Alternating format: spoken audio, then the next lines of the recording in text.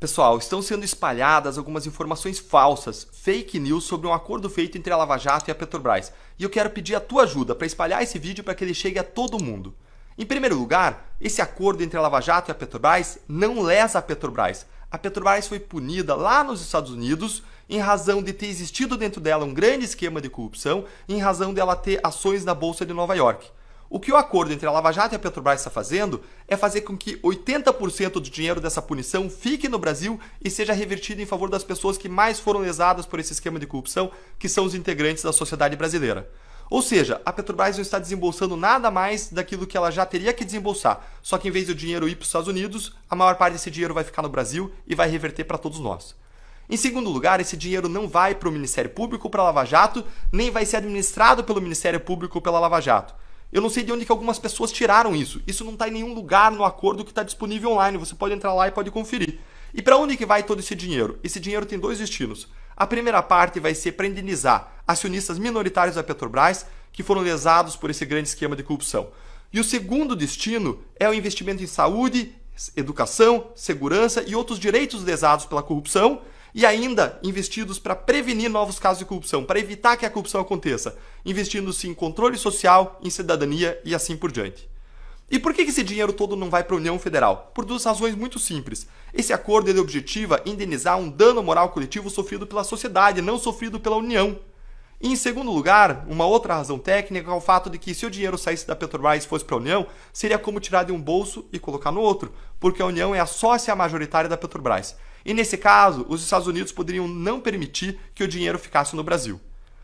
E por que esse dinheiro vai ser administrado por uma fundação? Por que Ministério Público e Justiça não vão destinar diretamente esse dinheiro para várias entidades? A ideia de criar essa fundação foi para que existisse uma gestão profissional desse dinheiro.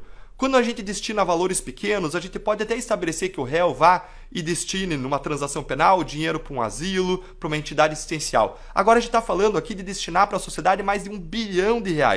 E a questão aqui é que nós não temos condições de controlar, fiscalizar, administrar esses recursos. Então nós aproveitamos a melhor experiência nacional e internacional que recomenda a criação de fundos patrimoniais e de fundações. E é isso que está se fazendo nesse caso. Está se criando uma fundação. Algumas pessoas criticaram o fato de ser uma fundação privada, mas essa foi uma crítica maldosa, maliciosa, querendo dizer que essa fundação vai existir para fins particulares. Basta olhar o Código Civil para ver que isso não é verdade. Qualquer fundação existe sempre para interesse público. Toda fundação serve sempre interesse coletivo, interesse social. Justamente por isso que as fundações são fiscalizadas sempre pelo Ministério Público em tudo que elas fazem, em tudo que elas gastam. Mas mais ainda, essa fundação ela é revestida de todos os controles, fiscalizações e auditorias possíveis. A gente seguiu a melhor experiência nacional e internacional de governança para que essa fundação aplique os recursos e os recursos cheguem na sociedade. E mais importante, essa fundação ela vai ser controlada pela sociedade civil e não pelo Ministério Público e não pelo Judiciário. Ou seja, vão ser representantes da sociedade civil que numa estrutura cheia de requisitos de governança, de auditoria, de controle, vão aplicar esse dinheiro em favor de todos nós da sociedade. E isso, lembrando, não é algo novo. Isso bebe na melhor experiência nacional e internacional, como a experiência do caso JBS, como estudos desenvolvidos pela Transparência Internacional e pela Fundação Getúlio Vargas, e como ainda o que aconteceu no caso Siemens, um caso de corrupção em que foi criada uma espécie de fundo patrimonial para aplicação dos recursos. É isso, peço a ajuda de vocês para espalhar esse vídeo para que seja esclarecido o que está acontecendo em relação a essa fundação. O nosso compromisso é seguir servindo todos vocês para dar o nosso melhor, para alcançar resultados inéditos em favor da sociedade, aplicando as melhores estruturas, as melhores ideias, os melhores mecanismos para que a gente possa reduzir índices de corrupção e de impunidade no Brasil e fazer com que o dinheiro chegue na ponta, na cidadão, onde ele precisa, atendendo os direitos mais essenciais de todos nós. É importantíssimo que todo mundo fique de olho no julgamento que vai acontecer no dia 3 de março, agora, no Supremo Tribunal Federal, que pode anular os casos passados da Lava Jato e ainda por cima impedir novas investigações de corrupção. Vejam o que aconteceu no caso do ex-presidente Temer. Existiu um inquérito que investigava o repasse pelo Odebrecht de coisa de R$10 milhões em propinas. E o ministro Edson Fachin mandou esse inquérito para a Justiça Eleitoral. E o que vai acontecer quando chegar lá? Quando chegar na Justiça Eleitoral, esse inquérito vai entrar numa estrutura que não é especializada em investigar crimes como corrupção e lavagem de dinheiro. Além disso, a Justiça Eleitoral, quando chega nas eleições, tem que parar tudo e dar prioridade para casos que impactam as eleições, por ordem de lei, por força de lei. Em terceiro lugar, lá na Justiça Eleitoral rodam promotores e juízes, não ficam estáveis lá promotores e juízes. E só para conhecer um caso desses, a pessoa demora meses. Ou seja, se esses casos de corrupção forem para a Justiça Eleitoral, não vai funcionar. E por que o ministro Fachin mandou para a Justiça Eleitoral e não para a Justiça Federal, onde existem forças-tarefas do caso Lava Jato? Ele fez isso porque ele obedeceu uma decisão da segunda turma do Supremo, a qual ele pertence, embora ele pense diferente, que os casos de corrupção tinham que ir para a Justiça Federal. Agora, no dia 13 de março, é o Supremo Tribunal Federal, no plenário, que vai decidir para onde que esse tipo de caso vai. E isso vai ser determinante sobre todos os nossos casos novos da Lava Jato, mas não só os novos, isso pode impactar também o passado. Por quê? Porque os casos da Lava Jato tramitaram na Justiça Federal. E se o Supremo entender que quando tem corrupção relacionada a crime eleitoral, tudo deve ir para a Justiça Eleitoral, o que vai acontecer é que os advogados vão pipocar petições agora, pedindo anulação de tudo e juntando alguma prova de que o dinheiro não foi só para o bolso dos envolvidos, mas foi também para financiar caras campanhas eleitorais. Então, a minha sugestão é, vamos ficar de olho nesse julgamento que vai acontecer no dia 13 de março no Supremo. Um grande abraço.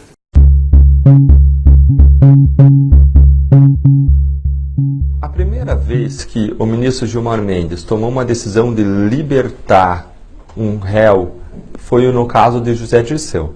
Naquele momento, o que eu fiz foi fazer um estudo dos casos anteriores em que o ministro Gilmar Mendes tinha mantido as pessoas presas. E o que eu identifiquei é que ele tinha mantido pessoas presas em casos de menor gravidade do que aquele de José Dirceu. Inclusive, um desses casos era de um réu de colarinho branco e era de desvio de dinheiro público. Só que era um caso menos grave, menos desvio, menos reiterações criminosas. Isso me mostrou, e eu coloquei isso publicamente, que existia uma incoerência. E quando existe uma incoerência, em duas situações iguais, se toma uma decisão A e na outra situação igual se toma uma decisão B, as pessoas passam a desconfiar daquela decisão. Passam a desconfiar que existe um fundamento oculto que não foi revelado, porque não existe sentido em você dar tratamento diferente para situações idênticas. O que nós vimos a partir de 2017 é que o ministro Gilmar Mendes passou a reiteradamente soltar réus em situações em que nós vemos razões clássicas para mantê-los presos preventivamente. E ele fez várias manifestações públicas atacando as investigações, atores das investigações. A grande verdade é que se nós tivéssemos como relator da Lava Jato o ministro Gilmar Mendes, a Lava Jato não existiria em Curitiba. Isso porque a mensagem que as decisões dele passam de leniência com os crimes de corrupção é uma mensagem que cria um ambiente que não favorece a celebração de acordos de colaboração premiada. O ponto aqui é que a pessoa só colabora com a justiça se ela vê uma perspectiva de punição, se ela vê que ao crime grave que ela praticou corresponde uma consequência grave. Quando a pessoa passa a acreditar que a consequência no seu caso vai ser impunidade, como é regra no Brasil, 97 a cada 100 casos de corrupção acabam em plena impunidade no Brasil, segundo o estudo, a pessoa não tem por que colaborar com a justiça. Por que ela vai revelar os crimes que ela praticou, desconhecidos, crimes que ainda não foram descobertos? Vai devolver o dinheiro desviado e vai se submeter a uma punição, ainda que reduzida, se ela tem uma larga avenida da impunidade como alternativa. É óbvio que ela não vai. Do prédio do Supremo Tribunal Federal é que o Supremo Tribunal Federal, naquele prédio ali, vai julgar uma questão no dia 13 de março que é vital para a Lava Jato. Queria que os colegas das Lava Jatos do Rio de Janeiro e São Paulo explicassem rapidamente para a gente essa questão. Pois é, no dia 13 vai ter uma decisão muito importante. Fugindo do juridiquês, essa decisão pode anular vários processos no Brasil inteiro e afetar de maneira muito significativa o nosso caso da Lava Jato no Rio de Janeiro.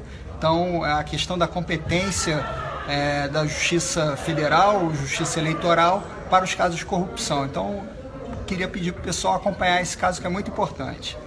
É uma decisão que, dependendo do resultado, se concluir que é da competência da Justiça Eleitoral, pode acabar com a Lava Jato de Curitiba, do Rio de Janeiro e de São Paulo, considerando que existem vários políticos importantes envolvidos e que devem ficar afetados e imunizados com essa decisão. Isso aí, pessoal. Agradecemos a atenção de vocês a essa questão, que é uma questão de alta relevância pública para o combate à corrupção, porque pode acabar com a Lava Jato para o passado, anulando os processos, afeta o presente, as investigações em curso, que mudariam de lugar e teriam dificuldade teriam uma solução de continuidade, uma quebra na continuidade, e afeta o futuro das investigações contra a corrupção no país. Um abraço a todos. Um abraço.